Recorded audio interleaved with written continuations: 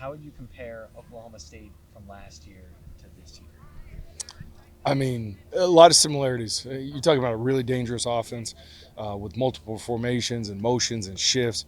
Obviously, Ollie Gordon's one of the best running backs, not just in the Big 12, but in the country, and that hasn't changed at all, if that makes sense.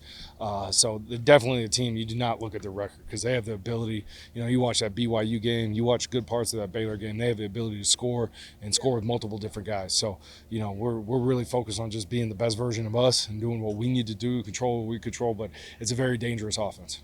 What are maybe like some of the differences you've seen in their run game success or things that have changed since last year? Obviously, when they have success, whether it's this year or last year, when they go Gordon one-on-one with people, he's a problem. You talk about a big guy, the ability to be physical, run behind his pads, also ability for a big guy, really make people miss in space too. And that's what makes him, I think, different than a lot of folks. You know what I mean? So again, when they're rolling, you know what I mean, whether it's schematically or whether it's the guys they have, and when their top guys are making plays, they're hard to stop. Um, Ollie Gordon, you mentioned him. Mm-hmm. What have you seen from him so far this season? Man, physical presence, you know what I mean, has the ability to hit the home run, has the ability to make you miss in space, obviously really good in short yardage situations. Like he's a pretty dang complete back, so we're going to have our hands full. What were kind of the mindset to trying to prevent him from breaking out last year that you're maybe utilizing this year? I think it's being just consistently good and guys doing their jobs. Number one piece, it starts with the communication piece. Make sure we're all on the same page with what we're doing, and whether it's we're checking or adjusting something, making sure we've got everybody, all 11 guys on the same page, and then just doing your jobs. You know what I mean? I think a couple of the issues we had last year, guys trying to, as I call it, guys trying to be Superman instead of Batman. You know what I mean? Trying to be a superhero instead of Batman, just a regular dude. So really focus on getting guys to do their jobs and do it with consistency. You brought up their BYU performance, one of their better performances this season. What did you take away from that film and watching them there? Man, they showed the ability to run the ball, and showed the ability to be explosive in the pass game. You know what I mean? And anytime a team can do both, it really gives you a hard time as a defense. So obviously, you want to try to take one away, make them one-dimensional, so that's our big focus this week: is guys being consistently good and doing their jobs and try to make them one-dimensional. You guys are nicknamed the Werewolves. Mm-hmm. How did that nickname come about? I've done it with a couple different groups I've coached, and it's really just more of an analogy that obviously off the field we want young men that are doing well in school, that are productive citizens, that we're raising better fathers and better husbands. But on the field we want, if you will, a switch to flip. You know what I mean? A full moon to come out, and that's where they can be aggressive, they can be violent. You know what I mean? Football is one of the last few sports where you can do that. So it's just really that emphasis on being a great person off the field, and then on the field, man, we want to be hungry, violent football players. How do you see that aggression come out from this group?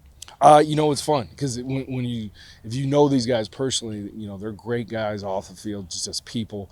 Really enjoy being around them in the meeting room, and then when you get on the field, you hear their energy, you feel their energy, and those are the type of guys that we want to continue to bring into this program.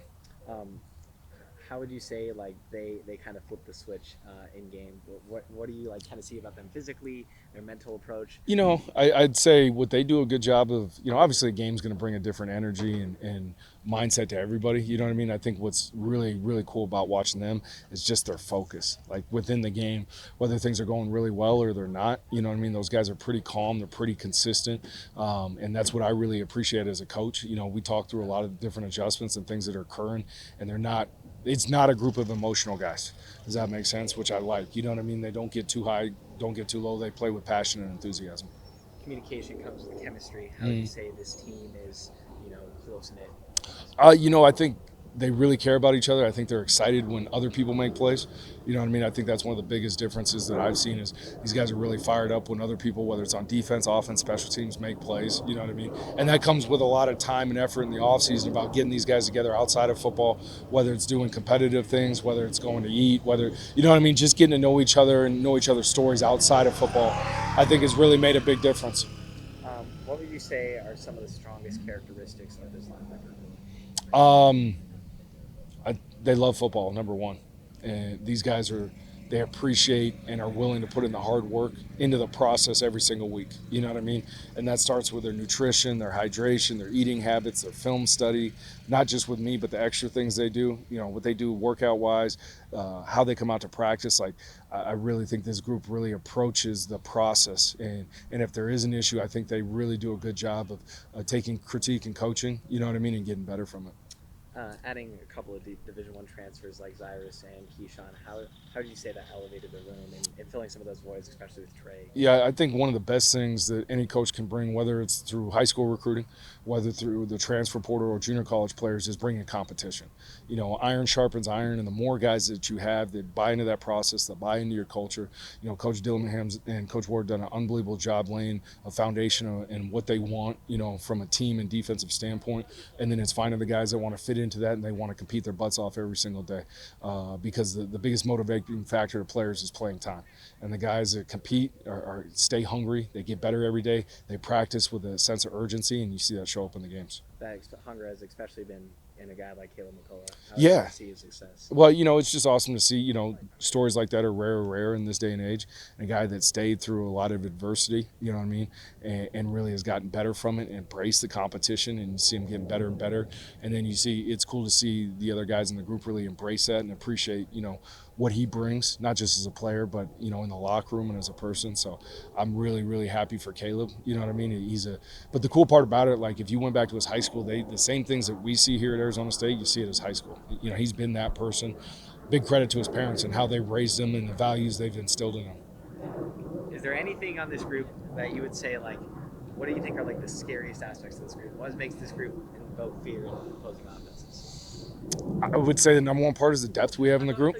Does that make sense? You know, like we've got 5 to 6 guys who can go out there and play at a high level, I think.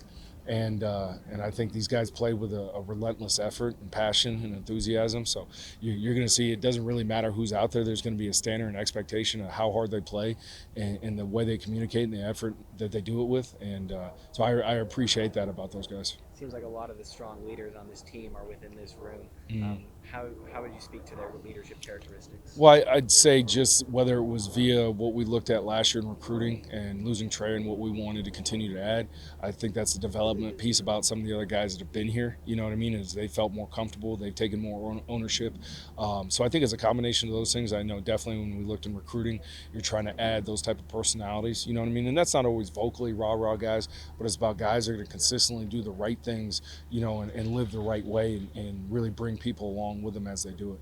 A middle linebacker, especially, is a very important position. The Mm-hmm. defense, how important is it to have a strong leader center, especially communicating Yep. with the defense? Oh, it's massive. That guy's one of our primary communicators. So that guy's got to be, from an alpha standpoint, again, when I say alpha, I'm not talking about the guy that's going to give the rah speech, but the guy that's going to communicate clearly, get people lined up, to do their jobs. And that means he's got to hold himself to that type of standard as well. Do you feel like you have multiple guys that can do that? We do.